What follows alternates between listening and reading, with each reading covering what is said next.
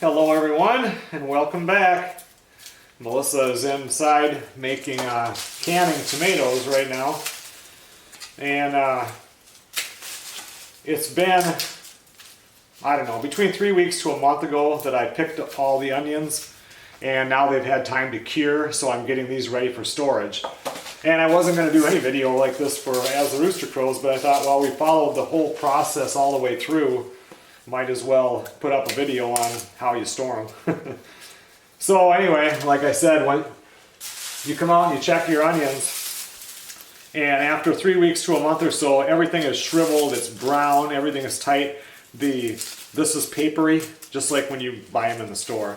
So if it's real loose and there's dirt on there, I might, wipe it off like that. That's about it. You take and cut it about 1 inch up. That's it. So, and then I am choosing this time to put them into these milk crates. I like these because they're stackable. We're going to put these down in the basement. In the basement, it stays pretty chilly in the wintertime. So they should store for quite a while. There were a couple in here. If you guys watched the videos earlier, I was talking about when they were growing, how the ones with the real thick base where it comes into the onion usually don't store as long. And I don't know why that is, but on this one here, when I cut it, and this one here too, this one isn't quite as bad, but it's just a little bit soft there, and I think this is still a little bit green. And because it was a big, one of the big ones coming down. So I don't know if that's what happens and you put them in here and then it ends up starting to rot, and then we'll rot other ones. But these ones here, if I have any questions, I pull them out and we'll just eat those. We'll put them in. We have little baskets that we put that stuff in that's up just off the kitchen, and that's like our supply that we use right now, and then we'll just go down and replenish it with ones of these.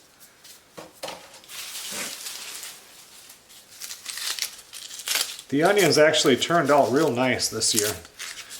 I've come out here every so often and just kind of kicked them around, which is exactly what I did. Just kicked them to kind of keep them mixed up. But I have not found any soft or rotten ones.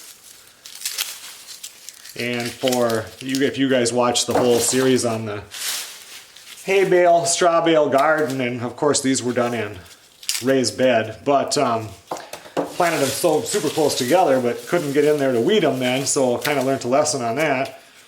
And I'm just surprised they did really good on onions.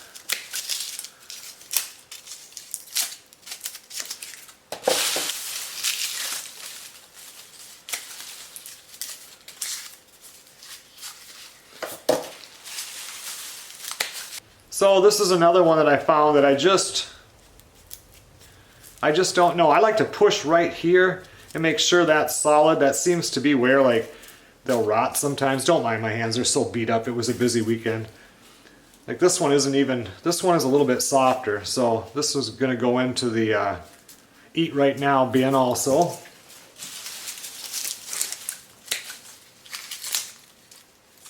So here I have one that's a little soft on top. Oh yeah, look at when I push on the bottom. That's a bad onion right there. I mean, you could cut out part of it out, part of it's still good, but you don't want to put it into the bucket or the bin with those because that will rot some other ones.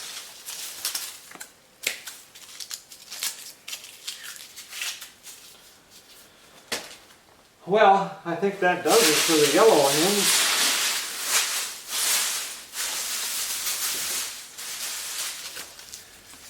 So now I'm going through and doing all the purple ones or red ones, whatever they're called. This one here, you can see that it was still green somewhat on top. And this was one that had a real thick base. This one is definitely going to go into the use now bin because these are supposed to be totally dry before you start storing them. And it should have been by now. I did not grow, I only grew 1 row of these.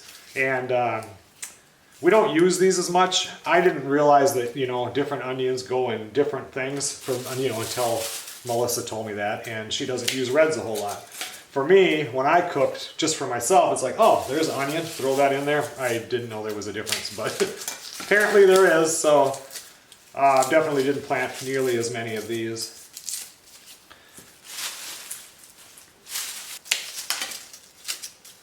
with these reds, they were, the middle row, I had like 3 or 4 rows of white, 3 or 4 rows of yellow, and then 1 row of these red ones. So they got less sunlight, the most amount of weeds, and some of them are quite a bit smaller. But like I said, we don't use them that much, so that's okay.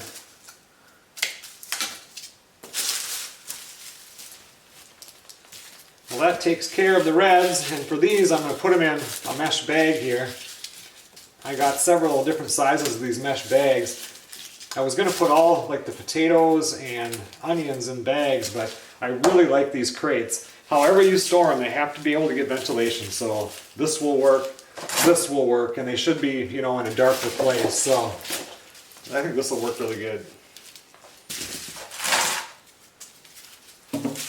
Well, now we'll go through and do the whites. These skins are real tight on these. They look real dirty, but that's just the way they're going to have to be until it's time to eat them.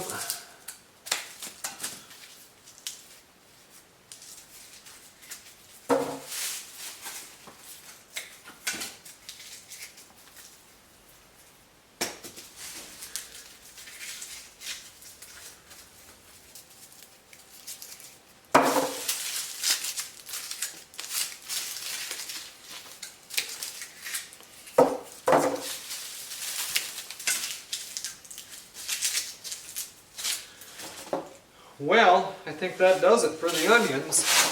There's one hiding over here.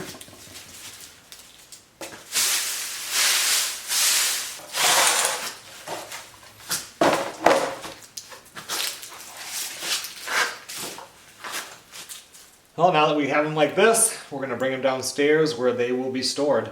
Out of all the whites, there were 4 of them that I didn't really like. 2 of them, one of them I tossed out, and the other 3 are going to be eaten soon.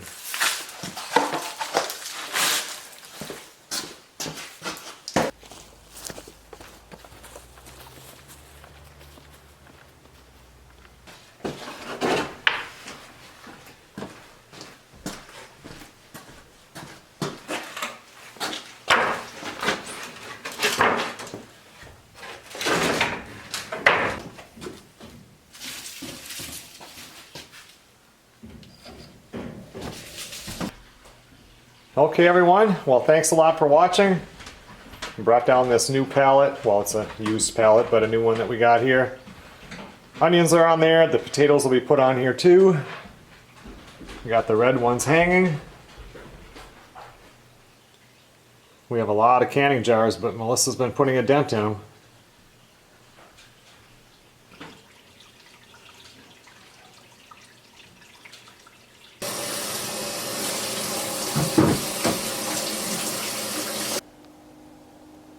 I will see you guys on the next video.